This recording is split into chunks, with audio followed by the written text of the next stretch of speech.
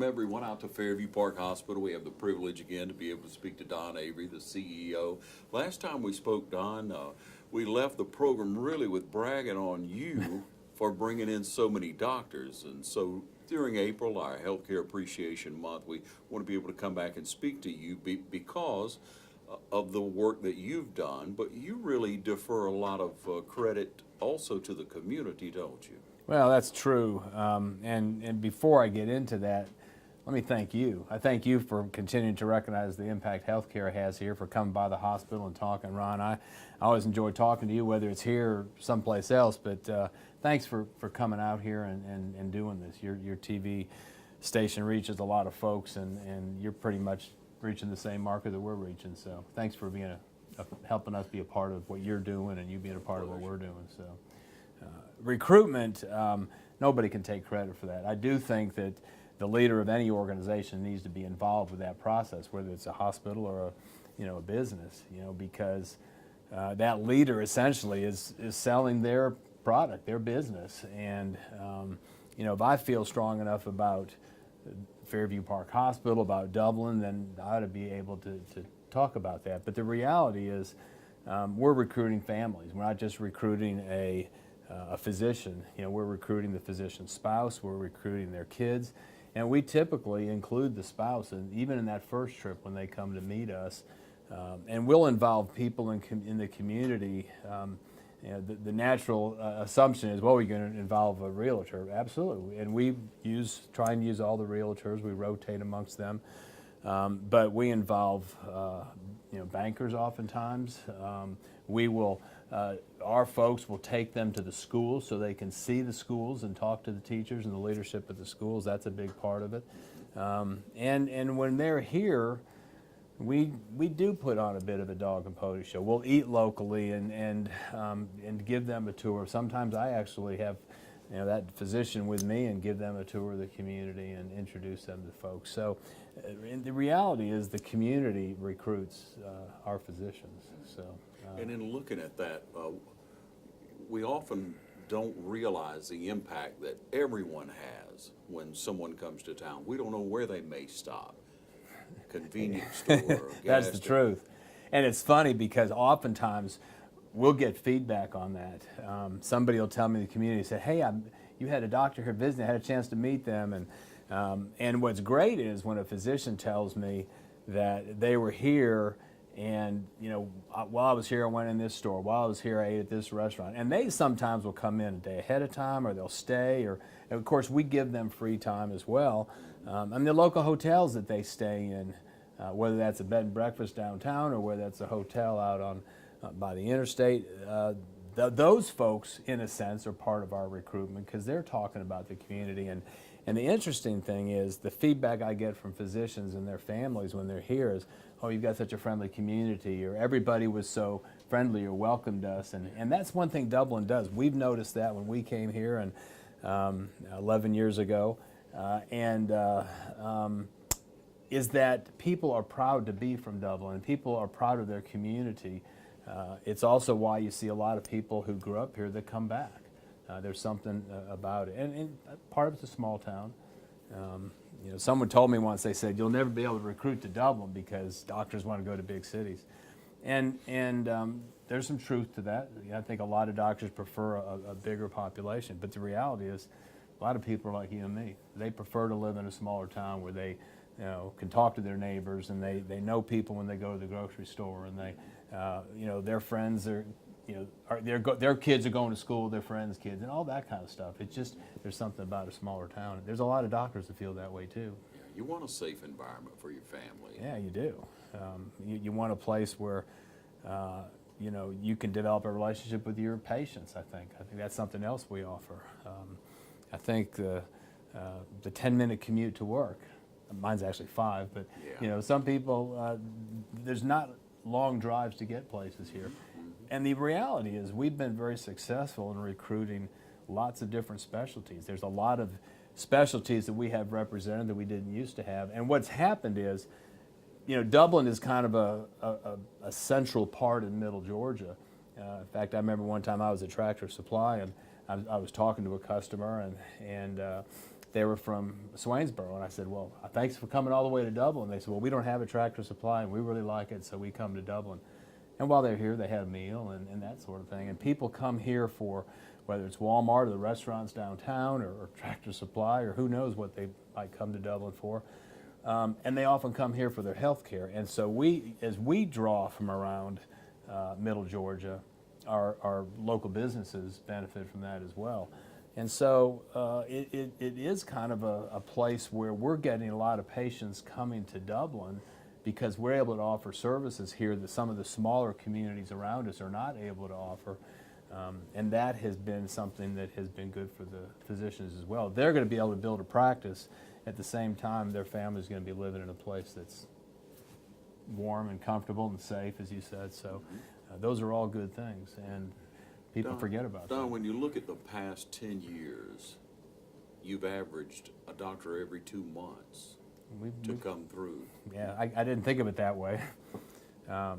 They said that in the previous 5 years, they had recruited one new physician, a community physician who came and lived here, still here, very active. And we have been fortunate to recruit. I mean, we're averaging basically, like you said, 5, 6, 7 doctors a year. Some of those are emergency room doctors, some of those are hospitalists. We've recruited pediatricians, cardiologists, intensive care specialists, pulmonology, cardiology. We've really been, orthopedics, obviously that's been a huge impact, the growth we've had here in orthopedics. Yes. One of the things I noticed in light of that, when I lived in Columbus, we probably got over 100 patients a year for orthopedics coming from Lawrence County all the way over to Columbus. I bet that number right now is less than 10 a year. And what's happened is, 10 years ago we did about 10 or 15 orthopedic cases here. Last year we did over 1,100. So that's significant growth. And what that means is people are staying here. 10 years ago, less than 50% of the people in Lawrence County stayed here for their health care. Today, about 75% of the people stay here for their health care.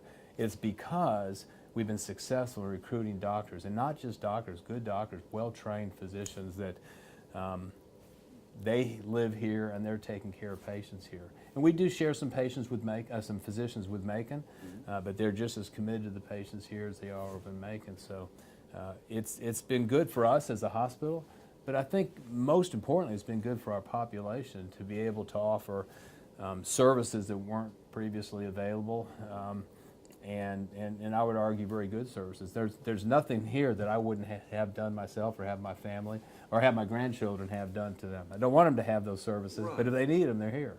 Yeah, you're comfortable with it. Yeah, we really are. The point is, ladies and gentlemen, it's very purposeful. The doctors who are brought in over this period of time have been very purposeful, and you've netted about 45, I understand. We have, and there's kind of some natural rotation with some of the hospital-based physicians.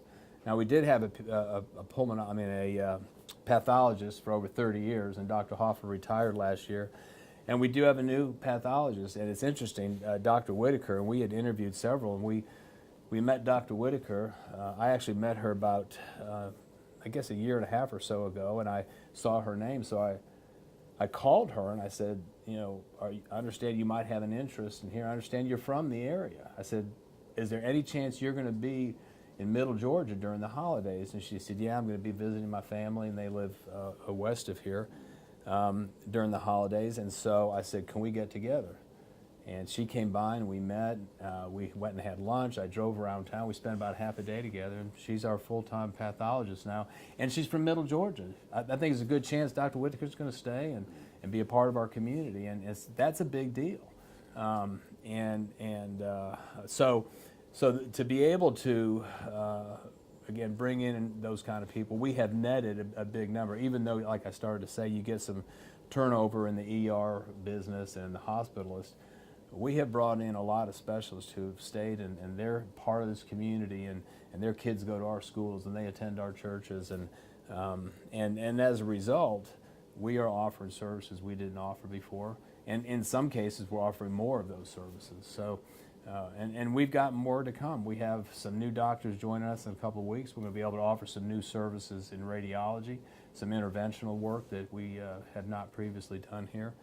So, and the big thing is, you mentioned it being intentional about it. We don't just randomly go recruit. We do what's called a community needs analysis about every 18 months or so. And that needs analysis helps us know what kind of doctors do we need, how many of those doctors do we need, and then we can kind of zero in on recruiting specific doctors. And so we're continuing to do that. There's still some needs that we have.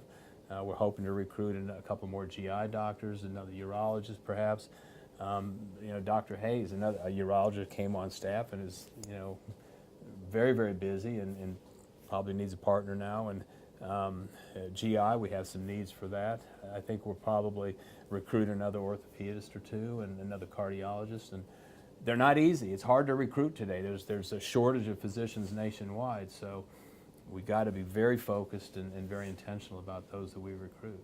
Don, you like to measure most everything. That's Well, the organization does. Remember, I went to Florida. I can't, I'm not as good with the numbers, so. But it's hard to really measure the impact that the family that needs health care, that doesn't have to drive so far away, that would live in our 12 or 15 county area, and they don't have to drive so far away now. It's a shorter ride. That's hard to measure. It's huge to that family. It is huge. I've had people tell me, whether it be a church or community event, they'll say, well, thank you for recruiting this doctor, or thank you for having this service available, because I don't have to go to Augusta every week, to get this treatment, or I don't have to, get this service out of town. And what happens is, let's say somebody goes even to Macon to get surgery, then they have to go there. They're in the hospital a couple of days, their family's there, or either they're going back and forth early in the morning, late at night. And it is problematic. We don't offer everything here, but we offer almost everything, and it does keep people here. They don't have to travel. They can go see their friends who might be here. You're less apt to get visits from your friends if you're having to go to Augusta or to Savannah or to Macon than if you're here, people come by and see you. And I know from being a patient, it's nice getting visits from neighbors and obviously family. I think it helps in the, feeling better about things. And the other thing is, you're likely to be cared for by people you know. You might be cared for by your neighbor, or somebody that your kids, one of your kids' friends' parents, or somebody you go to church with. I think that's not an unimportant thing either. So that relationship is important. Well, it is important. And when we look at something that you probably measure, the economic impact that healthcare has on our community. Well, healthcare in the state of Georgia has greater than a $54 billion impact. In this community alone, it's got over a $60 million impact based on the salaries that are paid here. And then if you look at the jobs that are created locally because the hospital's here, that number gets even bigger. It's probably somewhere north of $100 million. The economic impact of health care here, not to mention the impact, obviously, of the VA and the services that they offer. So I think we don't often think of health care as a business or an economic driver, but it clearly is. And as I mentioned earlier, if somebody comes from out of town, and fully, I would say 40% of our patients are coming from out of town, they're likely to spend the night, or eat at our restaurants, or shop in our stores while they're here. So that's another part of that impact that probably is difficult to measure, but we know that impact is there. I think the biggest thing, you mentioned it, is people not having to travel to get basic health care. Because a lot of smaller towns, I say smaller, we are by definition rural here, Sure. but obviously there's communities even smaller, and even some smaller ones that might have a smaller hospital. There's just a lot of services that they're not able to get because of that size that we're able to provide in an environment that they're more comfortable with. I mean, somebody who lives in a rural community smaller than ours just feels more comfortable, I think, as a rule, coming to a Dublin than going to a big city. We're speaking with Don Avery here at Fairview Park. We'll take a short break and be right back, so stay with us.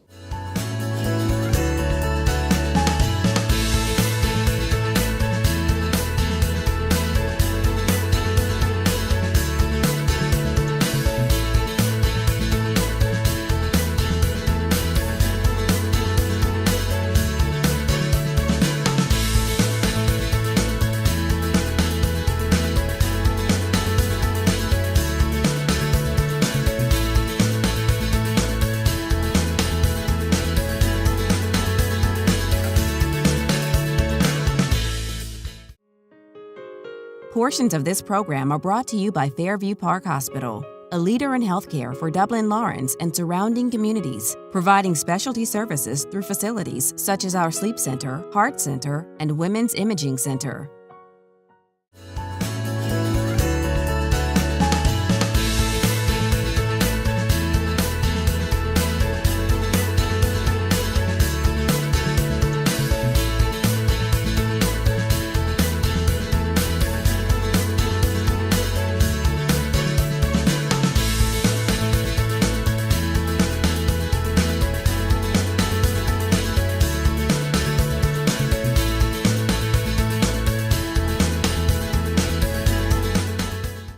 Welcome you back, ladies and gentlemen. And Don, we were talking just before the break about being a rural hospital. We certainly are. We but are.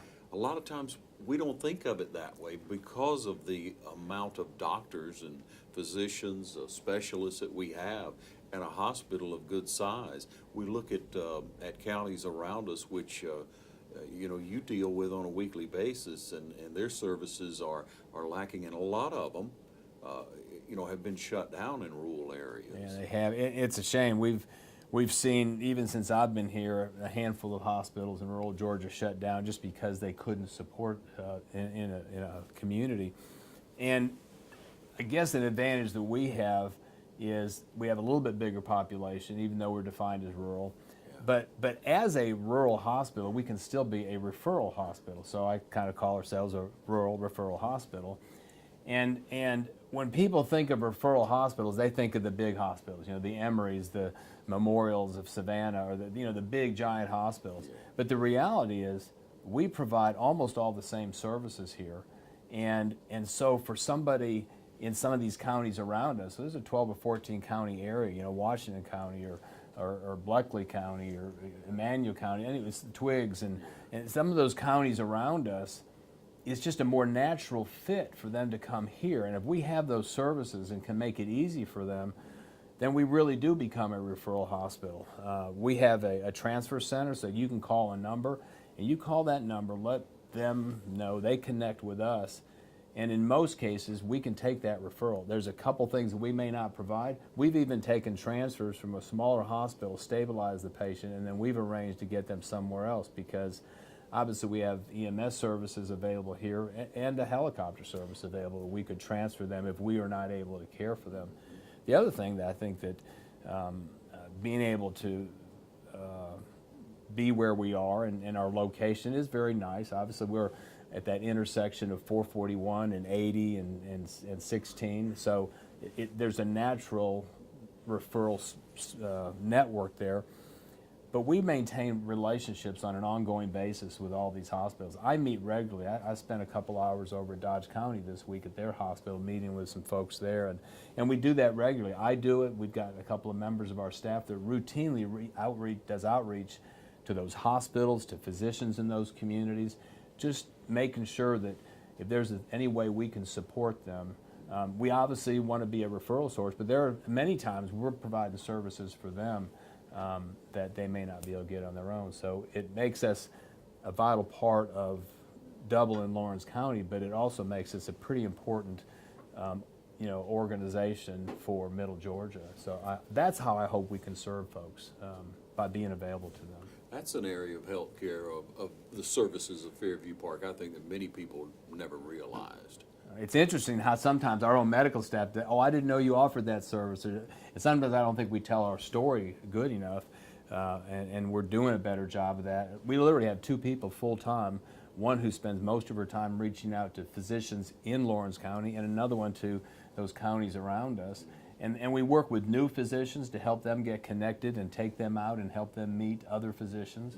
Mm-hmm. And we let those physicians in the surrounding areas know there's services that we offer, and I think we make it pretty easy. And we don't do any sort of screens on their insurance or ability to pay. We want to be available to all patients and be a kind of a safety net hospital here in Middle Georgia. Yeah, and Don, in a time that finances is so important, that healthcare cost can be prohibitive to some people, but you offer the service first, speaks volumes about your philosophy. Well, we obviously charge for our services, but we know that you know, and the way that our system works in America, it's pretty convoluted, complicated, whatever, but we don't do a wallet biopsy before somebody comes in here. And we take transfers.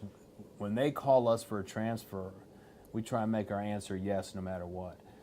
And we never ask that question, what's your ability to pay? What's your insurance? What's your, you know, how much money do you have? What kind of credit card do you have? We ask them, what's your need? Do we have the capability of meeting that? Do we have, you know, the physicians on staff that can provide that need? And then do we have the capacity? Do we have the number of rooms? Is our OR available? And those kind of things. So if we have the capability and the capacity to take care of a patient, we're taking them. It's just that simple. We don't ask any other questions. What area do you feel the proudest of? Well, you know what I'm going to say is the people that work here are phenomenal. We've got over 700 people that work here, and in my 30 years in this business, I've never worked with a better group of people. I'm very pleased with the direction we've made in some of our specialty areas. As I said, we've grown orthopedics beyond what I ever thought we'd provide. You know, we offer robotic surgery, which I never thought we'd have that here. We have grown our cardiology program significantly. Not only do we offer interventional cardiology, where you can have a stent put in here. If you're having a heart attack, we can take care of you. A lot of lives have been saved because of that service. But we also offer EP cardiology. And I don't know a whole lot about that, but it's the electrical part of our hearts, and that's the service that we offer now. We have incredible equipment here, state-of-the-art and everything. In fact, we just opened a new cath lab. And I would argue that there's not a better cath lab in the state right now, because it's brand new. It's the best cath lab that GE offers, and it's so we just finished installing that last month. So we're fortunate to be a part of a company, HCA, that really affords us a lot of resources that we might not have otherwise, and that's a big deal. You know, this probably without HCA, this hospital doesn't exist in Middle Georgia. And so, you know, there is a lot to look back on. I don't know there's any one thing, but I will say this. I'm pretty proud of the fact we've been able to attract and recruit, you know, nearly 60 physicians over the past 10 years. That's pretty remarkable, because and we have another thing we focused on. A lot of our doctors have Georgia roots, and so we try and, you know, attract them to come home, and so Smart fit. well, they know the area. We're actually talking to a couple other physicians right now that grew up here and they're in other places, and we're trying to, you know, remind them of the benefits of a small town, remind them the benefits of Dublin, Georgia, over some of the places they're living right now. So more on that later, but I hope we can announce some other recruits that have roots here. Yeah, we're proud to be able to come out and speak with you and really try to recognize, bring more emphasis on healthcare, and really show our appreciation for what healthcare does for our community. The impact is huge, ladies and gentlemen, and it's very important to those who need it, but even to those who are at a healthier part of their life. It's nice to know it's there. and it's the economic impact it is, has yeah. for all of our businesses and for you out there. So when you see a new face in town, or if you're not sure, what have you, always be real friendly to them. You never know when it might be a prospective doctor. It might be their doctor someday. Yeah, but we thank you again. My Don, pleasure. very Thanks for having much. us. It's our pleasure. Appreciate Thank it. you for joining us right here on TV 35.